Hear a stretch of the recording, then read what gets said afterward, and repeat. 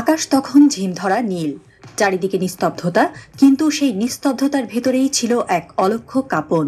ফার্মগেটের উপর দিয়ে উড়ে গেল একটি অচেনা শব্দের ঝাঁকুনি। কেউ বুঝল না সেটি আসলে কি ছিল। ঢাকার আকাশ কাঁপিয়ে দিয়েছিল যে শব্দ, সেটি হয়তো ছিল কোনো যুদ্ধ বিমানের মহড়া, হয়তোবা মিয়ানমারের জান্তা সরকারের ছোড়া সতর্কবার্তা, অথবা হয়তো কিছুই না, শুধু আমাদের আতঙ্কিত কল্পনার ফিসফাস। কিন্তু প্রশ্নটা থেকে যায়, যদি কিছু হতো, যদি ঢাকায় পড়তো একটি মিসাইল, আমরা কি করতাম?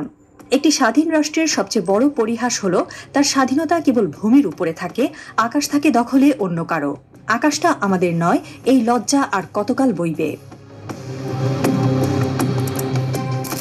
1971-এ আমরা রক্ত দিয়ে স্বাধীনতা ছিনিয়ে এনেছিলাম, কিন্তু 2025-এ এসে আমরা সেই স্বাধীনতা রক্ষা করতে পারি না, না প্রযুক্তিতে, না কৌশলে, না প্রস্তুতিতে।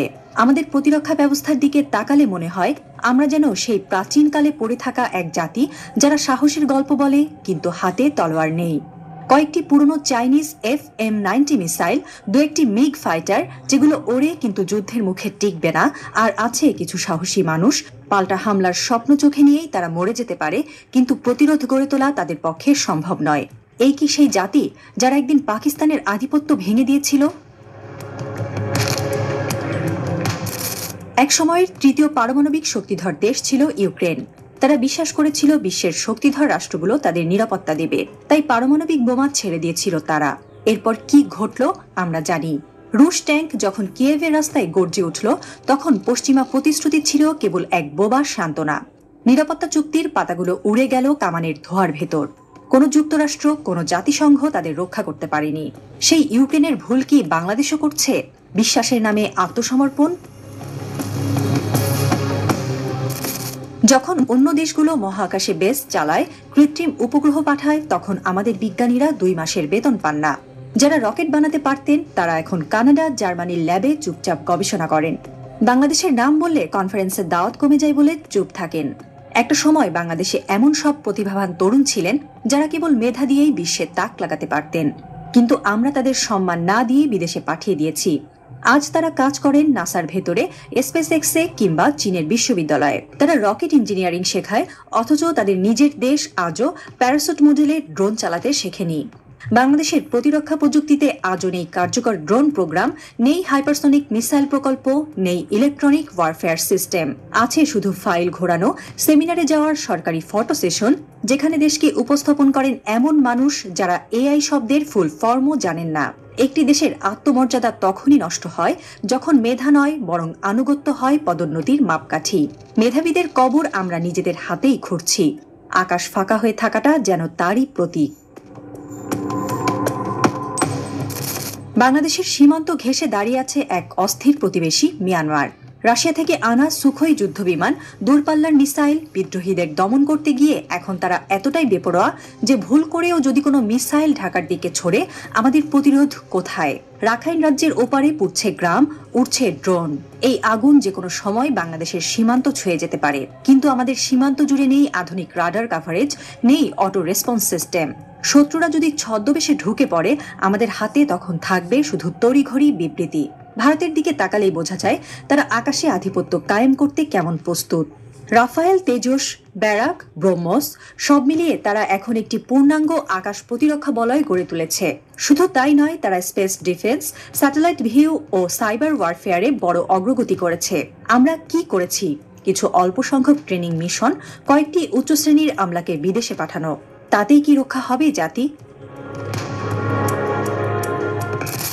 ইরানকে দেখো, 20 বছরের বেশি সময় ধরে তারা বিশ্ব থেকে বিচ্ছিন্ন, নিষেধাজ্ঞায় জর্জরিত। তবুও তারা ড্রোন বানিয়েছে, ক্ষেপণাস্ত্র বানিয়েছে, স্যাটেলাইট উৎক্ষেপণ করেছে। তাদের কোনো বিশ্বাসঘাতকতা থামাতে পারেনি, কারণ তারা প্রতিরক্ষা মানে কেবল যুদ্ধ না, আত্মরক্ষা জানে। ইরানের প্রযুক্তি তৈরি হয় ঘরের ভেতর। তারা নিজেদের ছাত্রদের ব্যবহার করেছে মসজিদের ভেতরে, বিশ্ববিদ্যালয়ের কোণে বসে বানিয়েছে স্মার্ট মিসাইল। শহীদ 136 ড্রোন আজ ইসরায়েলের জন্য আতঙ্ক, আমেরিকার জন্য কৌশলগত চ্যালেঞ্জ। তাদের আকাশ তাদের নিজেদের, আর আমাদের। একদিন যদি আমাদের কোনো বন্দর ধ্বংস হয়, কোনো ঘাঁটি আগুনে ঝলসে যায়, আমরা কি শুধুই বিবৃতি দেব? আমরা কি পারি না নিষেধাজ্ঞা ছাড়াও আত্মনির্ভর হতে? প্রতিরক্ষা একটি জাতির আত্মরক্ষার সাধনা, কিন্তু বাংলাদেশে প্রতিরক্ষা মানে হয়ে গেছে শুধু স্যালুট, মার্চ পাস্ট আর রঙিন বিজ্ঞাপন। এই দেশে এখনও প্রকৌশল বিশ্ববিদ্যালয়ের ছাত্ররা জানে না কিভাবে কাজ করে একটি ইলেকট্রনিক যুদ্ধ ব্যবস্থা। সামরিক বাহিনীর অনেক কর্মকর্তা প্রযুক্তির সঙ্গে পরিচিত না থেকেও নীতি নির্ধারক। আমলাতন্ত্র এমন এক ছায়ার চাদর ফেলেছে যেখানে প্রকৌশলীরা জায়গা পান না, উদ্ভাবকেরা মুখ লুকান। যারা প্রতিরক্ষা বাজেট বুঝতে পারেন না তারাই এই বাজেট বণ্টনের দায়িত্বে। ফলে সবচেয়ে বড় প্রয়োজনীয় প্রযুক্তি কিনতে সময় লাগে ৩ বছর, অথচ পার্টনারশিপ চুক্তি স্বাক্ষর হয় কয়েক ঘন্টার মধ্যে। সামান্য একটি ড্রোন প্রতিরক্ষা স্ক্রাম্বল করতে আমাদের ঘণ্টাখানেক সময় লাগে, কারণ সেনাবাহিনী প্রতিক্রিয়া জানাতে পারলেও সরকার সিদ্ধান্ত নেয় দেরিতে। ফলে শত্রু চলে যায়, আমরা পরে ভাবি। এই যুদ্ধে হারছে মেধা, জিতছে ম্যানুয়াল প্রোটোকলের দেশীয় সংস্কৃতি।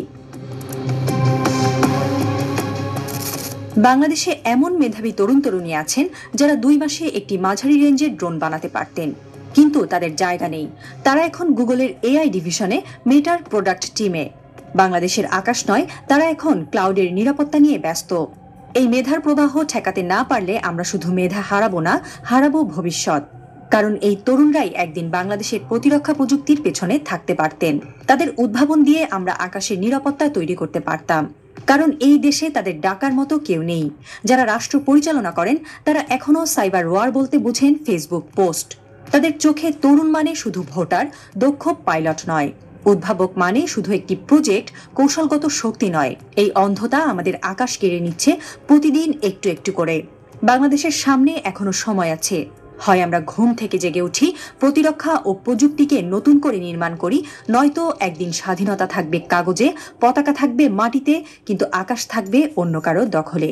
আমরা কি ভবিষ্যৎ প্রজন্মকে শুধুই শহীদ মিনার দেখিয়ে বলবো এখানে যুদ্ধ হয়েছিল, এখন আমরা শুধু মনে করি? তেহরান, মস্কো, নয়াদিল্লি সবখানেই প্রতিরক্ষা এখন জাতীয় সংস্কৃতির অংশ, কিন্তু ঢাকায় এখানে বাজেট কম, চেতনা বেশি। এখানে প্রতিরক্ষা মানে বার্ষিক কুচকাওয়াজ আর বিদেশে পাঠানো কয়েকজন ব্রিগেডিয়ার। অথচ পর্দার আড়ালে শত্রুরা পরিকল্পনা করছে কোন সীমান্ত দিয়ে আঘাত করলে বাংলাদেশকে কোন ঠাসা করা যাবে। তাদের রাডারে বাংলাদেশের দুর্বলতা স্পষ্ট। একটি রাষ্ট্র যার আকাশ ভাঙা, যার বিজ্ঞানীরা বিদেশে, whose leaders are asleep at the controls. এবং এখানেই শেষ হয় না গল্প, বরং এখানেই শুরু হয় এক অজানা অধ্যায়। কারণ কেউ কেউ হয়তো চুপচাপ লিখছে সেই গোপন নথি, বাংলাদেশ কিভাবে পাল্টে দিতে পারে খেলাটা। কুয়াশার আড়ালে এখনো কেউ কেউ হয়তো স্বপ্ন দেখে আকাশ আবার আমাদের হবে। কিন্তু প্রশ্নটা রয়ে যায়, আমাদের অনাগত রাজনৈতিক সরকার কি সেই প্রস্তুতি নিতে রাজি, নাকি আমরা শুধু কফি হাতে অপেক্ষা করছি পরবর্তী ধ্বংসের খবরের জন্য?